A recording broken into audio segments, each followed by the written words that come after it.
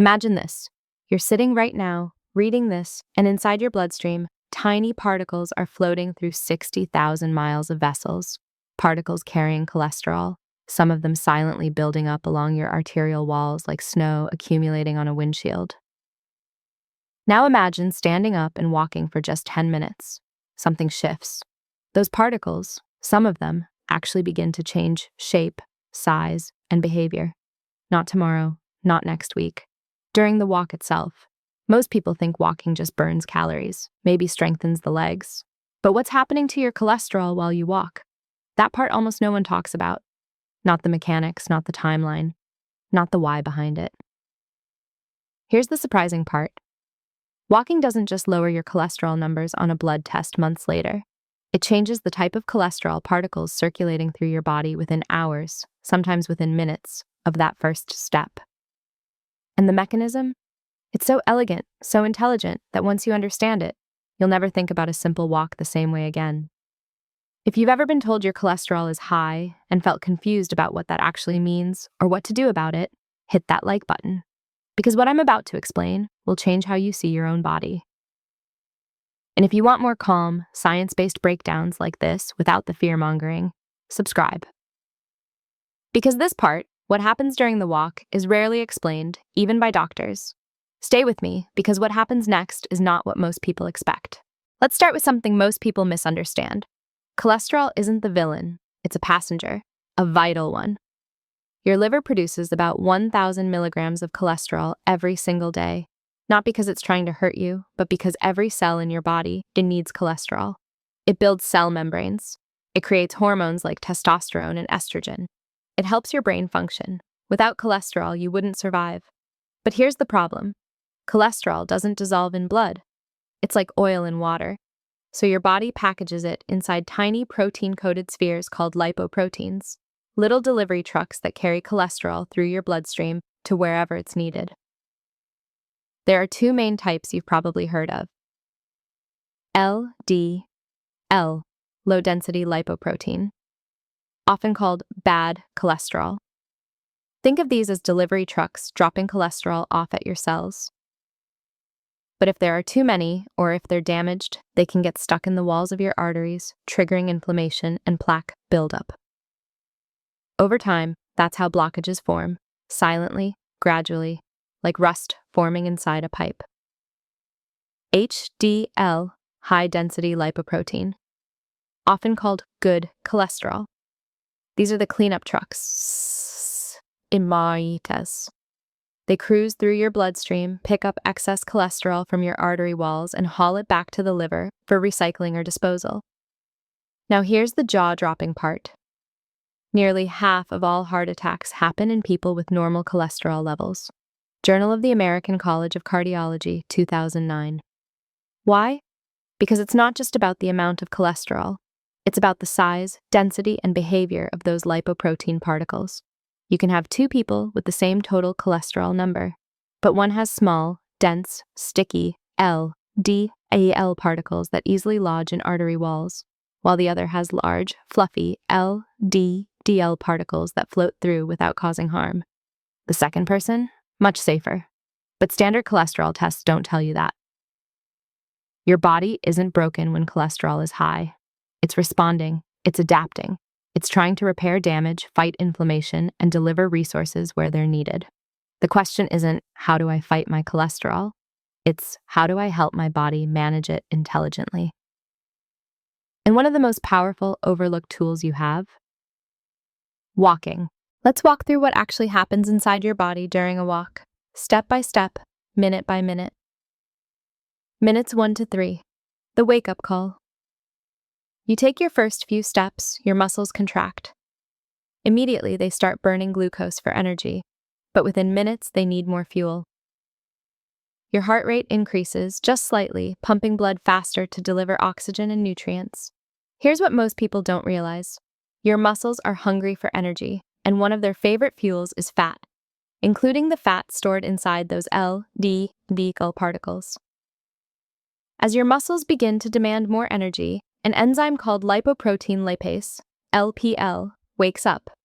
Think of LPL as a gatekeeper stationed along the walls of your blood vessels. Its job? To pull fat out of passing lipoprotein particles and shuttle it into your muscle cells to be burned. This is already happening. 3 minutes in, minutes 4 to 10, the particles shift. As LPL pulls fat out of your LDL particles, those particles begin to shrink and change. Some get broken down entirely. Others become smaller and denser. But here's the key. Your body is using them. They're not just floating around causing trouble, they're being metabolized. At the same time, your HDL, the cleanup crew, gets more active.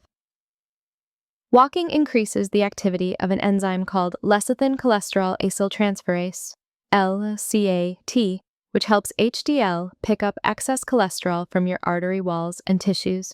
Circulation Research, 2005. So within the first 10 minutes of walking, two things are happening simultaneously. Your LDL particles are being consumed for energy. Your HDL particles are becoming better at cleaning up leftover cholesterol. It's like your bloodstream just hired a more efficient cleaning crew and started burning the trash for fuel at the same time. But we're just getting started. Minutes 10 to 20, the insulin advantage. Now something deeper begins to shift. Something that affects not just cholesterol, but the entire metabolic environment inside your body. As you continue walking, your muscles pull glucose out of your bloodstream for energy. This means your blood sugar begins to drop, just slightly, just enough. And when blood sugar drops, your pancreas releases less insulin. Why does this matter for cholesterol? Because insulin is like a storage hormone. When insulin is high, like after a big meal or when you're sitting for hours, it tells your liver, store energy, make fat, hold on to cholesterol. High insulin also suppresses lipoprotein lipase, that enzyme we talked about earlier, the one that pulls fat out of LDL particles. But when you walk, insulin drops. And when insulin drops, LPL gets more active. Fat burning accelerates. Your body shifts from storage mode to use mode. At the same time, walking triggers the release of hormones like adrenaline and glucagon, which tell your liver, we need energy now, release stored fat. So your liver starts breaking down stored triglycerides, another type of fat in your blood, and burning them for fuel. This is why walking after a meal is so powerful. It directly counteracts the cholesterol-raising, fat-storing effects of that meal. Diabetes Care, 2013. Minutes 20 to 30, the HDL boost. Here's where things get even more interesting.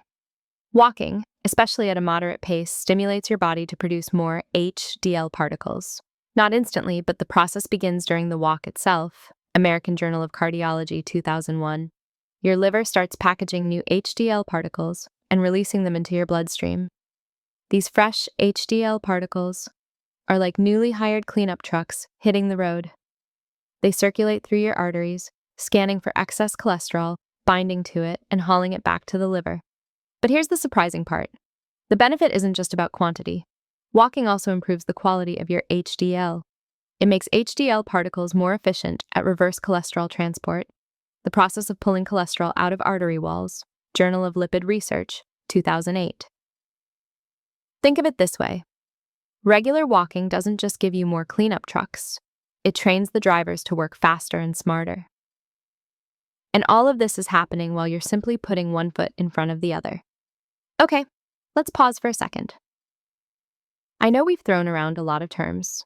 LPL, HDL, insulin, triglycerides. If your brain feels like it's juggling flaming swords right now, let me give you a simpler picture. Imagine your bloodstream is a river. Cholesterol particles are little boats floating down that river. Some boats, LDL, are carrying cargo to construction sites, your cells. Some boats, HDL, are garbage trucks picking up waste. Now, when you sit all day, the river gets sluggish. The cargo boats pile up, some crash into the riverbanks and get stuck. The garbage trucks slow down, everything clogs. But when you walk, the river starts flowing faster. The cargo boats unload their goods quickly. The garbage trucks speed up and start clearing the banks. The whole system becomes fluid again. That's it. That's what's happening inside you. No magic, no hype, just your body doing what it was designed to do, move. Minutes 30 to 60, the deep metabolic shift. If you keep walking beyond 30 minutes, your body enters what I call the confidence zone. Your muscles have burned through readily available glucose. Now they're pulling more heavily on fat stores, including visceral fat, the dangerous fat stored around your organs. This is crucial because visceral fat is metabolically active. It releases inflammatory molecules that interfere with cholesterol metabolism and promote plaque formation in your arteries. Nature Reviews Cardiology, 2011. When you burn visceral fat through walking, you're not just losing weight, you're reducing systemic inflammation that drives cholesterol problems. At this stage, your body also ramps up production of an enzyme called CETP, cholesterol ester transfer protein. CETP helps transfer cholesterol between lipoprotein particles, fine-tuning the balance between LDL and HDL. Regular walking optimizes CETP activity, which means better cholesterol distribution across your entire system. Atherosclerosis, 2007. Hours and days later, the remodeling effect. Here's what happens after the walk. When you're resting, sleeping, going about your day, your liver begins remodeling how it produces and packages cholesterol. With repeated walking, especially daily walking, your liver gets the message: we're active, we're burning fat, we don't need to overproduce LDL. Studies show that people who walk regularly for 30 to 40 minutes most days of the week see measurable changes in their cholesterol profile within 8 to 12 weeks. Archives of Internal Medicine, 2007. LDL cholesterol drops by 5 to 10%, triglycerides drop by 10 to 20%, HDL cholesterol increases by 5 to 8%. But remember, these changes didn't start at week 8. They started during the first walk. The long-term results are just the visible proof of what's been happening all along. Let's talk about what the research actually shows, and what surprised even the scientists. For decades, doctors believed you needed vigorous exercise to improve cholesterol. Running, spinning, high-intensity intervals. Walking was considered too gentle to make a difference. But then researchers started looking closer. A landmark study published in the New England Journal of Medicine, 2002, followed thousands of adults and found that walking at a moderate pace for just 30 minutes a day reduced the risk of heart disease by 30 to 40%, nearly identical to the benefit from running. Another study in Arteriosclerosis, Thrombosis, and Vascular Biology, 2013, found that distance walked, not speed, was the key factor. People who walked 4.3 miles per week saw significant improvements in cholesterol, even if they walked slowly. Why? Because walking activates the same metabolic pathways as running, just more gently. And for many people, that gentleness is an advantage. It's sustainable. It doesn't trigger stress hormones, which can raise cholesterol. It doesn't cause injury. You can do it every day for decades. Here's one finding that shocked researchers. The timing of your walk matters more than most people realize. A study in Diabetes Care, 2013, found that walking for just 15 minutes after a meal, especially after dinner, had a more powerful effect on blood sugar and triglycerides than a single 45-minute walk earlier in the day. Why? Because post-meal walking intercepts the surge of glucose and fat entering your bloodstream, preventing the insulin spike that promotes cholesterol storage. Your body is most vulnerable to cholesterol dysregulation in the hours after eating. Walking during that window is like catching a problem before it starts. Another surprising discovery: walking outdoors may amplify the benefits. Research from Environmental Health Perspectives, 2015, suggests that exposure to natural light and green spaces during walking reduces cortisol, a stress hormone, more effectively than indoor walking. Since chronic stress raises LDL and lowers HDL, the calming effect of outdoor walking creates a double benefit. But here's the most important thing scientists have learned: consistency beats intensity. You don't need to walk fast. You don't need to walk for an hour. You don't need fancy shoes or a gym membership. You just need to walk regularly, ideally most days of the week. A 2018 meta-analysis in the British Journal of Sports Medicine reviewed 26 studies and concluded that walking for 30 minutes 5 days a week reduced cardiovascular risk by 19%. Not because walking is magic, but because it works with your body's natural intelligence. Now let's be clear about who should be cautious. If you have existing heart disease, uncontrolled high blood pressure, chest pain during activity, or have been told by your doctor not to exercise, please talk to your doctor before starting any walking program. Walking is generally safe, but your body may need medical guidance first. If you're on cholesterol-lowering medications like statins, walking is not a replacement. It's a complement. Some people can reduce their medication over time with lifestyle changes, but that decision must be made with your doctor, not alone. And if you're just starting, listen to your body. You don't need to walk 30 minutes on day 1. Start with 5, then 10. Build gradually. Your body is adapting. Give it time. Walking is not a quick fix. It's a long-term partnership with your body. Let's zoom out for a moment. Your body isn't trying to sabotage you with high cholesterol. It's responding to signals of inflammation, stress, inactivity, poor nutrition. Cholesterol rises because your body is trying to repair damage, fight infection, respond to perceived threats. The problem isn't that your body is broken. The problem is that modern life, sitting for hours, eating processed foods, living under chronic stress, sends constant false alarms. Your body thinks it's in crisis mode, so it overproduces LDL, stores fat, and prepares for a threat that never comes. Walking is a signal too, but it's a signal of safety. When you walk regularly, you tell your body, we're okay, we're active, we're capable. You don't need to hoard energy or stay in defense mode. And your body listens, it recalibrates. It shifts from protection to efficiency. This is why walking works. Not because it's punishment, not because it's compensating for a bad body, but because it helps your body remember what balance feels like. So what does this mean for you, practically speaking? Here's what the science suggests. Aim for 30 minutes most days of the week. You can break it into 3 10-minute walks if that's easier. Walk after meals, especially dinner, to intercept blood sugar and fat spikes. Walk at a comfortable pace. You should be able to talk but feel slightly warm. That's enough. Consistency matters more than intensity. A daily 20-minute walk beats a single weekly hour-long hike. Outdoor walking may offer extra benefits, but walking anywhere, anytime, is still valuable. And remember, the changes start during the walk. You don't have to wait months to see results. The results are happening in real time at the molecular level every single step. So let's come full circle. You started this video maybe thinking walking just burns calories or helps you lose weight. But now you know, walking is a metabolic reset. It activates enzymes, shifts hormones, remodels cholesterol particles, and reduces inflammation, all while you're simply moving forward. It doesn't require perfection. It doesn't require suffering. It just requires consistency. Your body is not your enemy. It's your partner. And it's been waiting for you to move, not because movement is punishment, but because movement is conversation. It's how you tell your body you're ready to live fully, to adapt, to thrive. Walking won't fix everything, but it will change the environment inside your body, and in that new environment, healing becomes possible.